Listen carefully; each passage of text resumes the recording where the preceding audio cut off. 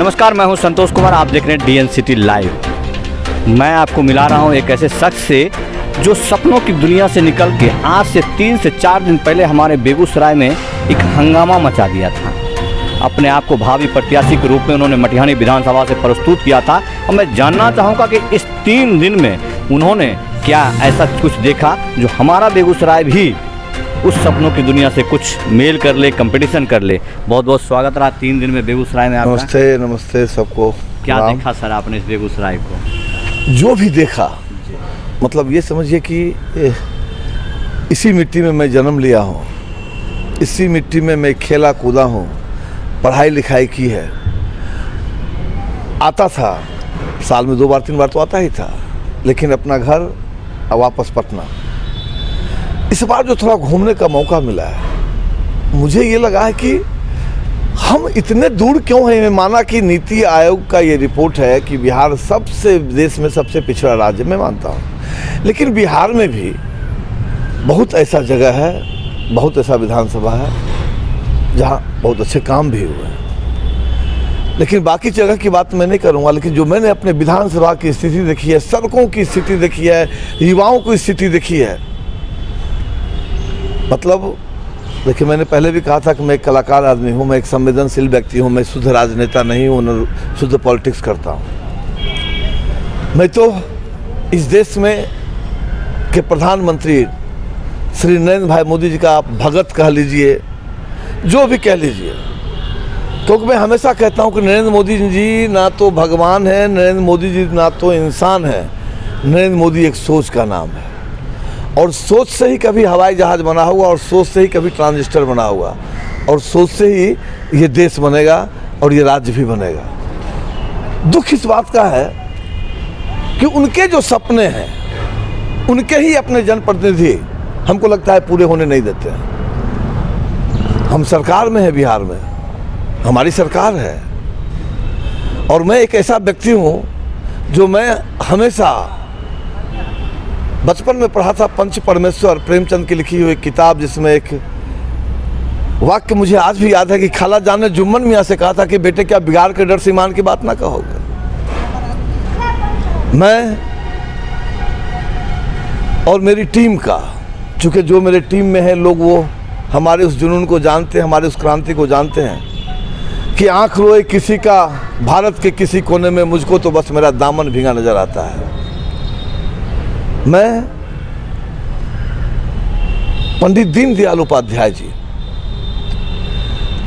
जिनको मैंने कभी नहीं देखा, मैंने नहीं देखा उनको, लेकिन अगर भगवान को हमने नहीं देखा और भगवान को भगवान मानते हैं, तो पंडित दीनदयाल उपाध्याय जी को भी इस धरती का मैं भगवान मानता हूं। उनको पढ़ने के बाद, जिन्होंने सालों पहले एक नारा दिया था कि किसी भी देश का उत्थान कब होगा,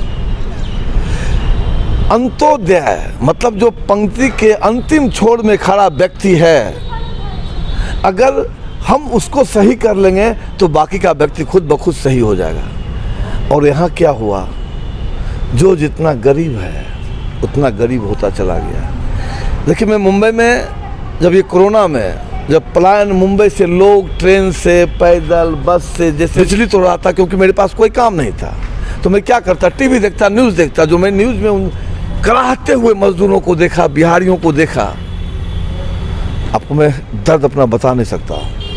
मैंने एक संकल्प लिया है, देखिए मेरी एक कोशिश है। लोग इसको ये समझेंगे कि अभी विधानसभा का चुनाव आया है, ये विधानसभा में विधायक बनने के लिए आया है, लेकिन मैं उन लोगों से ये अपील करूंगा कि देखिए विधायक बनने की बात अलग है, अभी उसका समय नहीं आया है। हम विधानसभा के तमाम वो लोग जो हमारे किसी न किसी गांव में रहते हैं, खासकर हमारा वो बेटा जो 20 साल का, जिस समय मैं भी 20 साल का था, मेरे आंखों में भी सपने थे, वही सपने लेकर मैं मुजफ्फरपुर से मुंबई तक पहुंचा। तो ऐसी बात नहीं कि मैं ही सपने से सिर्फ देख सकता हूं। हर विधानसभा के, हर पंचायत के, हर गाँव में कोई न कोई ऐसा युवक हर घर में है जिसके आँखों में सपने तैर रहे हैं। मेरी एक कोशिश है, हम चंडिका माई को भी एक ही बात बोले, ए मैया, हम जिस काम के लिए आए हैं वो काम मुझे करने देना। मेरी मदद करना, क्योंकि मैं युवाओं को जगाने आया हूँ और मैं ये बताने आया हूँ कि अगर हम सभी एक हो जाएं तो यहाँ की दशा और दिशा बदल सकती है। सर बात करेंगे हम, आपने मोदी जी के विज़न और सपनों की बात की, और मोदी जी का विज़न और सपना है स्वच्छता मिशन, लेकिन हमारे शहरों में, हमारे गाँव में जो सारा स्वच्छता जो विज़न है वो हमारे ये गंदे नाले का पानी उस पर समझें कि गंदा कीचड़ डाल देता है। इसका कोई विज़न नहीं मिल रहा है, इसका उत्थान नहीं हो रहा है। ये नाला जो सालों खुदते रहता है, इस बरसात तक हम इंतज़ार करते हैं कि अब ये बनेगा, और वो बनता नहीं है। दोबारा इस पानी में भर जाता है और फिर से वो खुदना शुरू होता है। ये सालों का कारोबार। देखिए पत्रकार महोदय जी, संतोष जी, जो हो रहा था, जो हो रहा है, उसका दिशा कैसे अलग हो, मतलब लोग कैसे खुद से। आज से 25 साल पहले जब मैं देखता था, आपने कहा था कि कुछ भी होता था, अगर बाढ़ की संभावना होती थी तो पूरा गांव कुदाल उदाल लेके पहुंच जाता था। अवेयरनेस। आज सोचता है सरकार का काम है, ये करेंगे, सरकार करेंगे।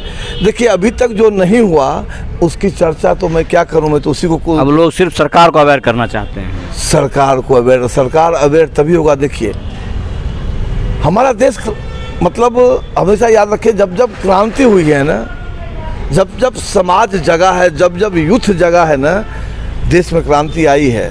हमारे पंत प्रधान नरेंद्र मोदी जी को भी इस देश का यूथ, बच्चों ने, जो हम तो थे ना 2014 के चुनाव में, दीवानों की तरह पूरे बिहार में घूमता था मैं रथ लेकर। मैंने देखा है कि छोटे छोटे बच्चे उनके उमंग में थे और लोग मोदी मोदी मोदी मोदी मोदी, ये उनकी पॉपुलरिटी थी और उन्होंने साबित किया।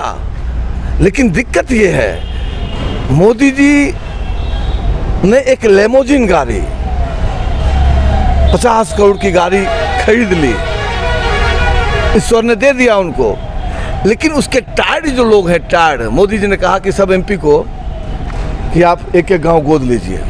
अब एमपी साहब ने गांव गोद नहीं लिया, इसमें मोदी जी क्या करेंगे? अगर उस गांव का, उस पंचायत का, उस विधानसभा का, उस लोकसभा का अगर 10 लड़का अवेयर होता, चाहता कि नहीं मुझे ये मेरा मौलिक अधिकार है, क्योंकि सरकार कहती है कि हर गांव को गोद लेना पड़ेगा, अगर 10 लड़का जग जाता तो मुझे लगता है कि इस प्रजातंत्र में अगर वो जगता तो शायद कोई न कोई गांव को एमपी से आप जरूर गोद लेते और आदर्श गांव बनता। देखिए मेरी कोशिश है। ये गली नली योजना करके एक योजना चला और चलता रहा। आज वो गली से नाली निकला नहीं और वो नाली बन गया वहाँ पर।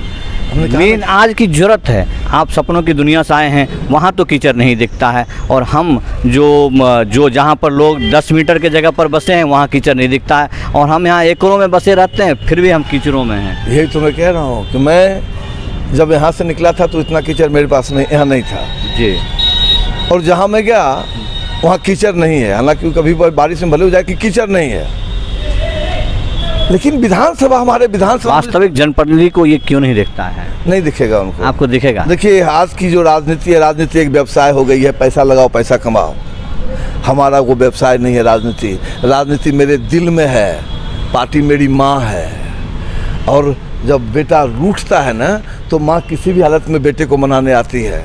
पार्टी मेरी माँ है और मैं अपनी माँ से हमेशा जिद करके भी सही कुछ न कुछ ले ही लेता हूँ। जब माँ के पास रूठ जाते हैं, कोई भी बच्चा बेटा जब रूठ जाता है, मैं हमरा ही चाहिए, थोड़ा मिल जाए छे। हम एक अलग जगाने आए हैं, जहाँ सदियों से अंधेरा है वहाँ दीप जलाने आए हैं। मैंने कहा ना कि मैं ऐसा व्यक्ति हूँ कि भाजपा में रह के भी सबसे ज़्यादा अगर हमारे फॉलोअर्स हैं पूरे हिंदुस्तान में तो पता है अल्पसंख्यक समाज के लोग। आप देखिए तिलक, ये तिलक मैं तब से करता हूँ जब से होश नहीं संभाला हूँ, और मैं मदरसे में पढ़ाने जाता हूँ। आपको जान के आश्चर्य हुआ कि मदरसे में मैं क्या पढ़ाता हूँ? मैं राष्ट्रभक्ति पढ़ाता हूँ, मैं संस्कार पढ़ाता हूँ। मैं बताता हूँ कि तुमने भगवान को नहीं देखा, तो भगवान को अगर नहीं देखा है तो तुम्हारे घर में तुम्हारी जो माँ है वही भगवान है। माँ नहीं है तो उसकी तस्वीर का पूजा करो।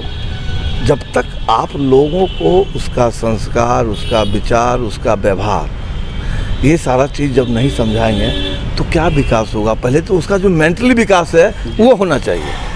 और मुझे बड़ा यकीन है, जो होता है ना कॉन्फिडेंट, मैं कॉन्फिडेंट हूँ कि मैं जिस काम के लिए आया हूँ, जिस तरह से लोगों को जगाने आया हूँ, मैं इसमें भोलेनाथ हमको सफल करेंगे। और मैं अपने अभियान में अभी निकल रहा हूँ, अभी फिर जाऊँगा, लोगों से मिलूँगा। लोगों को तो एक ही बात कह रहा हूँ कि हम एलियन मिले खातिर और राय लाए खातिर कि अपने अगर कहबे तो हम चुनाव लड़बे करबे। अब जब अपने नहीं कहबे तब फिर हम सोचबे कि हमरा की करे के छै। बिल्कुल, जनार्दन का आशीर्वाद आपने ये वास्तविक। हाँ, देखिए मैं तो, मेरा तो स्लोगन है कि ये पत्ते, ये शाख, ये पेड़, ये पौधे भी परेशान हो जाए अगर पक्षी और परिंदे भी हिंदू और मुसलमान हो जाए। ये न मस्जिद को मानते हैं न शिवालय को मानते हैं, जो भूखे पेट होते हैं वो निवाले को मानते हैं। कहता है ये फूल सिंह कि मेरे गांव में गंगा बहने दो और मुझे लाल हरे में मत बांटो, मेरे घर पे तिरंगा रहने दो, मेरे घर पे तिरंगा रहने दो। हम राष्ट्रभक्त लोग हैं, लोगों में राष्ट्रभक्ति की भावना जगाना चाहते हैं, राष्ट्र को कुछ देना चाहते हैं और गांव के अपने युवाओं को भी कहते हैं कि आओ राष्ट्र निर्माण में हमारा साथ दो और चलो मिलकर नया राष्ट्र बनाते हैं, नया विधानसभा बनाते हैं। यही हमारी आकांक्षा है। और आप पत्रकार बंधु से भी कहूँगा कि अगर आप मेरा साथ देंगे तो क्रांति आएगी। विजन दिखेगा तो ज़रूर, हम क्या जनता आपके साथ होगी, जो कि इसका मूल सूत्र है। सब कुछ आपका होगा। बहुत बहुत शुभकामनाएं।